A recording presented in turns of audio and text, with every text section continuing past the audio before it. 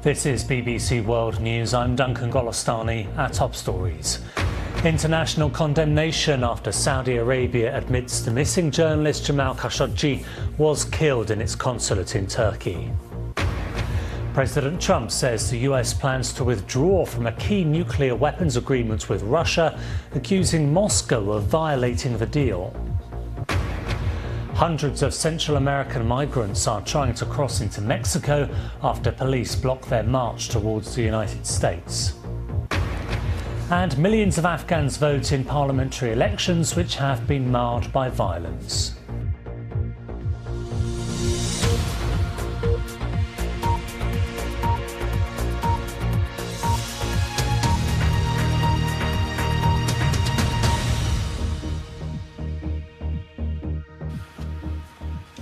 Hello, welcome to the programme.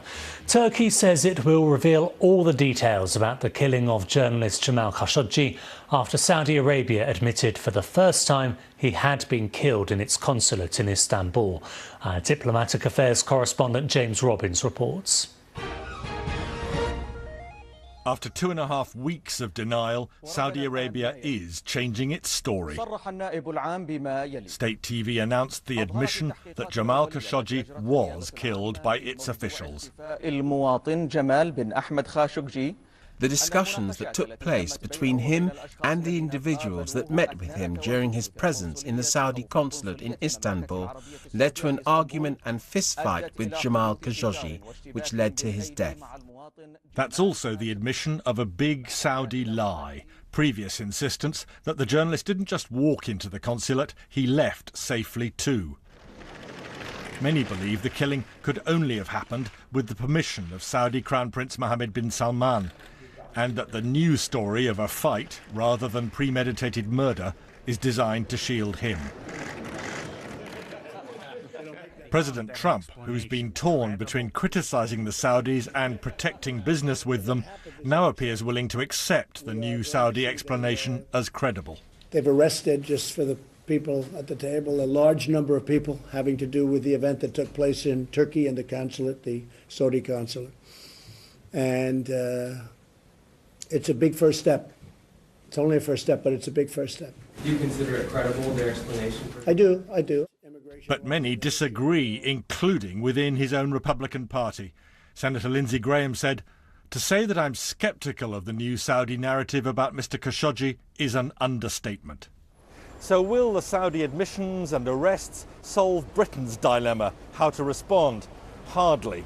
The government is committed to uphold a world order based on rules, but it doesn't want to inflict too much damage on Saudi partnerships it values enormously. The Foreign Office confined initial reaction to a short statement. It begins, "We send our condolences to Jamal Khashoggi's family after this confirmation of his death. We are considering the Saudi report and our next steps." But don't expect action before Turkey publishes some of its evidence. Turkish officials have suggested a grotesque sequence of torture and killing inside the Saudi consulate. Turkey is promising to reveal all its findings. James Robbins, BBC News. Earlier I spoke to Safa Al-Ahmad, a Saudi journalist and filmmaker, and asked her if she had expected the Saudi explanation that has emerged. No, not at all, actually. All the millions in PR that the Saudi government has spent for years on such an occasion, and this is all they can come up with, is actually quite sad. What do you think explains it? Does it belie the fact that there is panic in Riyadh? I'm sure there's panic, but I think there's also a high degree of hubris on the Saudi government's side. They, I think, must know, and history has proven that time and time again, that the United States and the UK are not really going to hold them responsible for this, and they're going to find a way out for them. In terms of the United States, President Trump's, reaction has veered between, promising very severe consequences to saying that the explanations are credible and talking about trade. Right. I mean, and this is why very few people actually think that the United States is going to hold Saudi Arabia accountable for the murder of Jamal Khashoggi. I mean, it was like lie after lie after lie. And I think the onus of responsibility also lies with the Turkish government that has been leaking information all week with really truly gruesome details. And it's up to them as well now to release the facts, the video, the audio, whatever proof they have of how he was killed. I think the least they owe it to the family of Jamal Khashoggi, who I cannot even imagine what they've been going through for the past 2 weeks with all this information that's leaking and nobody's talking to them directly and they don't actually know what's happened to them. I think it's cruel and unusual punishment of what they're doing to Jamal's family. Yeah, a personal tragedy wrapped up in, international intrigue. It must be quite an ordeal for them.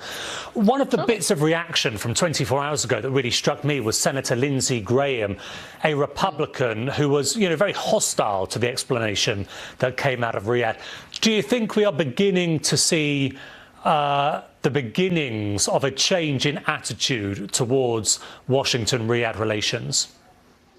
I hope so. I think it's a responsibility of Congress as well to keep up the pressure, bipartisan pressure on the White House to force them to make an independent investigation into what happened, because I think it's laughable that they're expecting that the Saudi government is going to investigate itself and come with clarity and transparency as they're claiming for Jamal, and that they're going to have anything independent that will hold the real culprits responsible for this. And so I think we all hope that Congress will keep up the pressure on this, because Lindsey Graham, Senator Chris Murphy, all of across the board they've been saying this. But how long will they say this when they think the story's cooled down?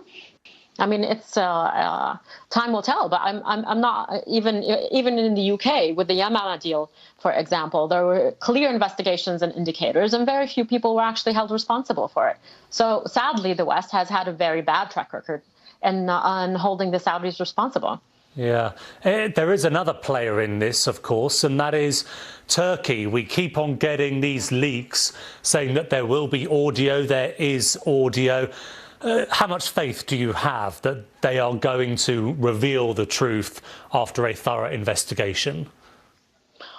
Well, I think the fear is that there will be a deal between the Saudis and the Turks that will stop them from presenting the evidence that they claimed for over a week now that they have. And so this is the true fear. Is Jamal's death going to be a political deal simply between the Saudis and the Turks? Time will only tell, but I'm not optimistic at all. Safa Al-Ahmed there. Donald Trump says the US is planning to withdraw from a major nuclear agreement with Russia dating back to the Cold War. The treaty required both countries to get rid of short and intermediate range missiles, but Washington has accused the Kremlin of breaching the agreement. Here's our North America correspondent, Chris Buckler. The Intermediate Range Nuclear Forces Treaty was seen as a landmark accord when it was agreed by Russia and the US 30 years ago. It led to the destruction of hundreds of missiles by both countries. But the White House insists that Russia has ignored the INF Treaty by producing, testing and deploying banned cruise missiles. President Trump now says that he's no longer prepared to let the Kremlin violate an agreement that America has honoured. Russia has violated the agreement. They've been violating it for many years, and I don't know why President Obama didn't negotiate or pull out. And we're not going to let them violate a nuclear agreement and go out and do weapons, and we're not allowed to. We're the ones that have stayed in the agreement, and we've honored the agreement, but Russia has not, unfortunately, honored the agreement. So we're going to terminate the agreement. We're going to pull out. His national security advisor, John Bolton, is holding meetings in Moscow at the start of the week, and he's expected to tell Russian leaders that the US is withdrawing from the treaty. Chris Buckler, BBC News, Washington. OK, let's get some more of today's news now. And the Brazilian authorities say the federal police will investigate huge amounts of fake news on social media regarding this month's presidential runoff election. It's alleged that supporters of the far-right presidential frontrunner Jair Bolsonaro used WhatsApp to spread disinformation targeting his left-wing opponent Fernando Haddad. Mr. Bolsonaro's team has denied any wrongdoing. Election results from Iraqi Kurdistan have confirmed the two main parties, the KDP and the PUK, will continue to share power in the semi-autonomous region. Opposition parties made little progress despite discontent over last year's failed bid for independence from Iraq. The announcement was delayed for 3 weeks while authorities investigated complaints of irregularities. A presidential candidate in Georgia has been detained by police for handing out cannabis joints at a rally. Zurab Japarij is running on a libertarian and pro-legalization platform. He called his actions an act of civil disobedience and demanded the right to legally buy and grow marijuana in the Southern Caucasus nation. The election will be held on October 28th. Hundreds of Central American migrants have used rafts and boats to cross the river marking the border between Guatemala and Mexico in an attempt to continue their journey to the United States. Thousands of people were left stranded on the frontier bridge after Mexican police stopped them from entering the country on Friday. Ali Makbul reports. It is a bridge that, for the White House, is now an immigration battlefield. Straddling Guatemala and Mexico, it's currently home to thousands of migrants who've trekked from Honduras, all wanting to get to the US. Though they still have to get through Mexico, which is not letting them in, President Trump has described this convoy as an assault on the US, an onslaught of criminals. We plead to Donald Trump, this woman tells me. May God soften his heart so we can enter the US. Children are sleeping on the floor and we don't know how long we'll be here. It's not fair. It's been a heartbreaking time for some. We met Linda Ivan, who got split up from his 13-year-old son 5 days ago and hasn't seen him since. I'm upset and I don't know what to do. Should I continue and hope he arrives, or should turn back? I need him so much. They've all been risking the dangers, desperate for a better life in the States. Well, small numbers of people have been allowed across the border, but for the most part, the Mexican gate has remained shut. And with living conditions here on the bridge getting more difficult, we are seeing many trying other means of trying to get to Mexico. After a week of threats from Washington, Central American governments have come to an agreement to transport people back to their home country for free if they sign up. Reluctantly, nearly 600 have already put their names forward. We're sad because we thought we'd make it to the U.S. When you come from poverty, you try to be optimistic, but it's been difficult. We are returning to suffering. For some Americans, the sight of migrants giving up is a welcome one. For others, it's an embarrassment that their country, built on the idea of taking in those seeking prosperity, now delights in turning them away. But some migrants just won't take no for an answer. We saw some of the hundreds who've decided to cross into Mexico by boat, determined and desperate enough to continue their journey to the USA by any means. Ali Makbul, BBC News, on the Guatemala-Mexico border. Stay with us here on BBC News, still to come. Peeling back to the futurists, the work of art hidden for 100 years is finally uncovered.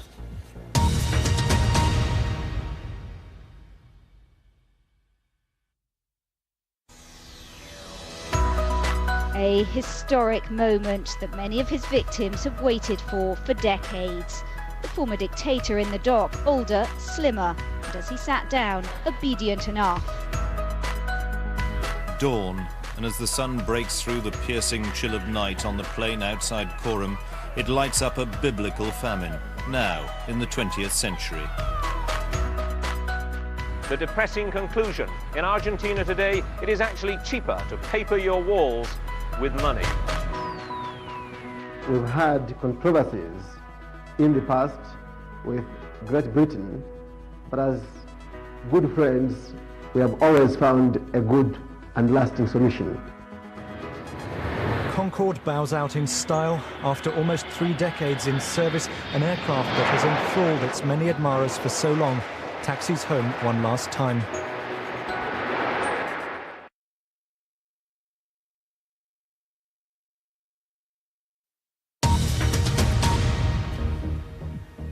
Hello, welcome back. You're watching BBC News, the latest headlines.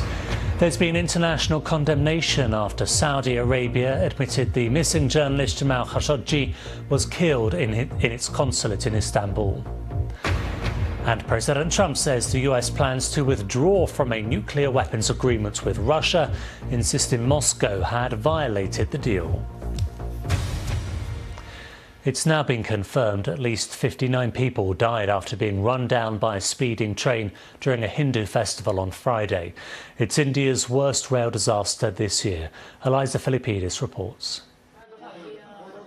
Dalbir Singh will not be coming home to his wife again. He was just one of the thousands celebrating Dussehra, the festival marking the triumph of good over evil. Families and friends were out watching a burning effigy of the demon king Ravan as part of the festivities on Friday when the train ploughed straight through them. Watching the fireworks from the train tracks, he, like so many others, did not hear the fast-approaching train. Grieving relatives have been scouring the blooded fields for anything their loved ones left behind. But anger is growing at the authorities over why the festival was allowed to be held so close to the train tracks.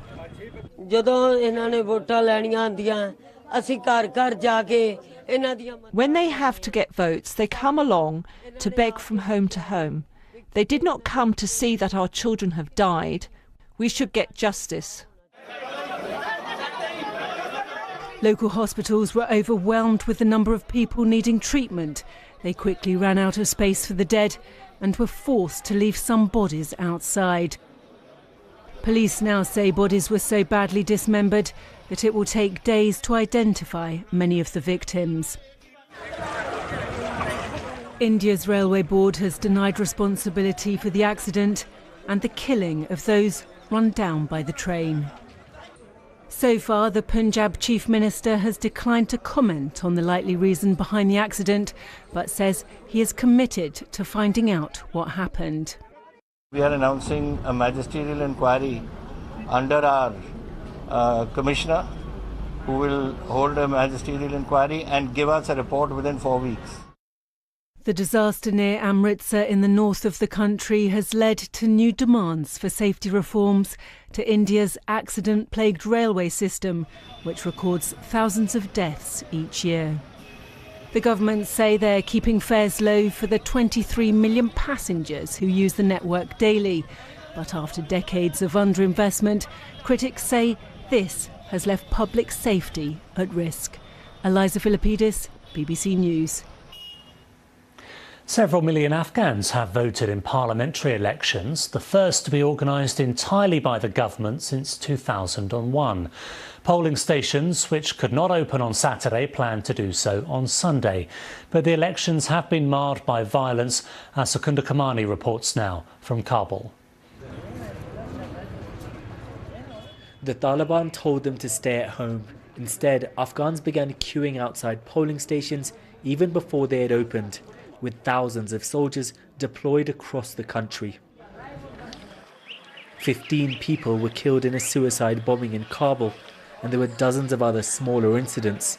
But throughout the day, voting did go ahead.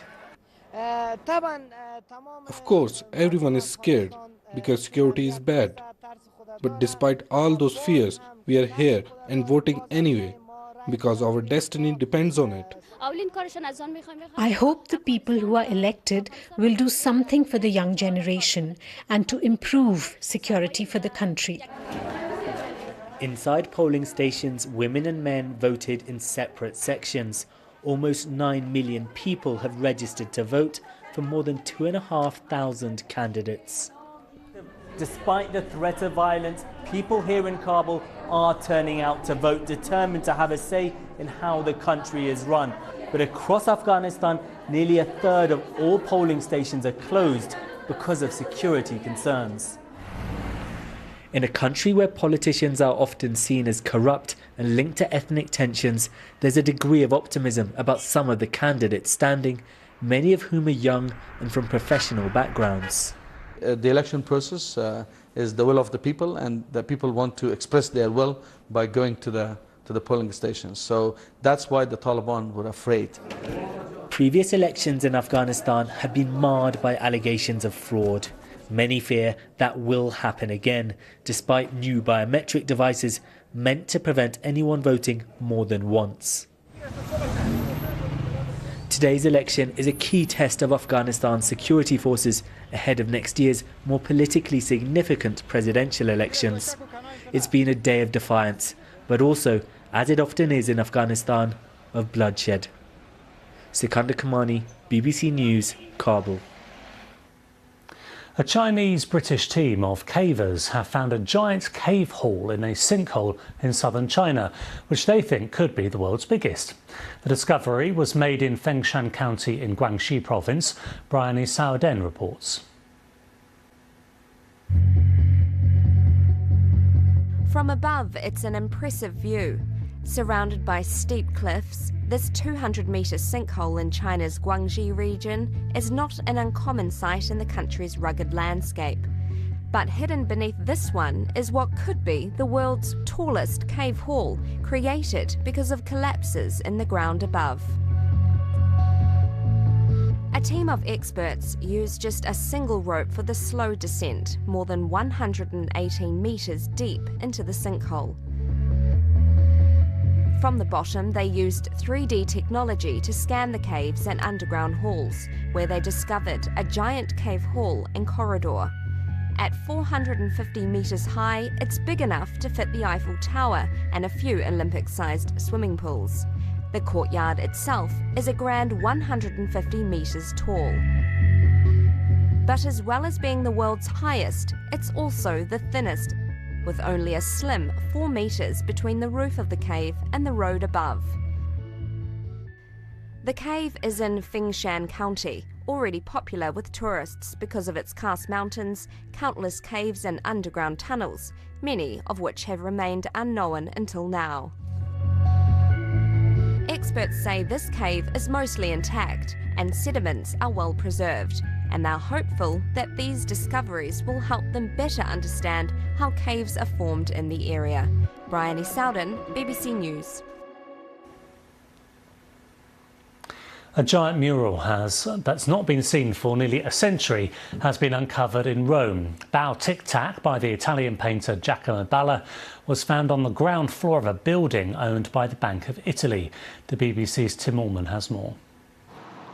Art can appear in the most mundane of places.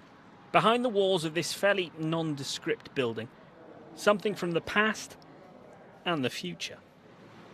This mural, called Bao Tic Tac, a riot of reds and blues and yellows, was created to adorn the entrance of a popular jazz cafe in the 1920s. But when the cafe closed, the mural was covered up and the building went on to become a lighting shop and then a bank. Una scoperta che io non esiterei a definire una scoperta di archeologia del moderno. I wouldn't hesitate to define this as an archaeological discovery of something modern. We knew it had been here, but we thought it was completely lost. On the contrary, it was still there, the freshness of the artist's work. That artist was Giacomo Balla, who was part of the Futurist movement. His work embraced modernity and depicted light, movement and speed. Si pensava che nulla fosse rimasto. Bao Tic Tac by Giacomo Balla was considered completely lost, except for some pictures or sketches made by the artist. The survival of the mural, under decades of paint and wallpaper, has been described as miraculous. It will now be restored and become part of a museum that should open at the end of 2021. Then, people will be able to see this artistic miracle for themselves. Tim Allman, BBC News. Some pictures to bring you from Sydney, Australia now, where the Duke and Duchess of Sussex are spending the afternoon with the Australian Prime Minister Scott Morrison. Harry and pregnant wife Meghan had lunch with the PM and are also meeting members of the community and school children. It's all part of their 16-day tour. A fireworks display in southern England is to be postponed because a beluga whale has taken up residence in the River Thames. The whale, nicknamed Benny, was first spotted in the river near Gravesend, that's east of London, on the 25th of September. The fireworks were due to be set off from a barge in the Thames, but the local council says that Benny's safety must take priority. And in case you are feeling lucky and don't object to gambling, you'll be interested to know that a US lottery jackpot has reached the record sum of, wait for it, $1.6 billion. That's after months without a winner. The prize, known as Mega Millions, has been growing since July. The next chance of drawing the 6 lucky numbers will be on Tuesday. Let's get a reminder now of our top story. There's been international condemnation after Saudi Arabia admitted the missing journalist Jamal Khashoggi was killed in its consulate in Istanbul. You are watching BBC News.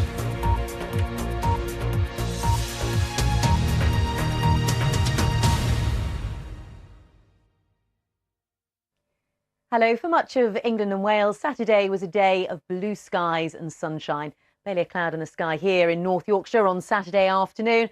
As ever, there were some differences. Western parts of Scotland saw some mist, hill fog, patchy light rain and drizzle. And here's yet another contrast.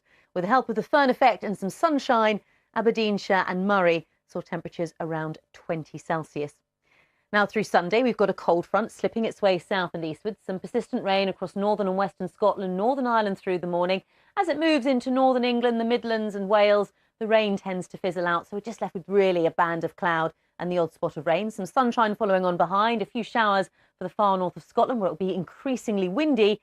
Ahead of our band of cloud, light winds, still some sunshine across southern and southeastern England. And so here we'll see temperatures up to 18 or 19 Celsius. One last day of autumn warmth, and quite widely 14 to 17 Celsius on Sunday. Now through Sunday evening, here's our band of cloud continuing to weaken as it journeys south and east. We'll see some clearer skies developing as we go into Monday morning. More of a breeze, some drier air, so mist and fog shouldn't be too much of a problem first thing on Monday morning. And we'll all notice a dip in the temperature, particularly across Northern Ireland, Northern England and Scotland, where temperatures will be getting closer to freezing. So as we start the new working week, we've got this area of high pressure building, but notice a squeeze in the isobars.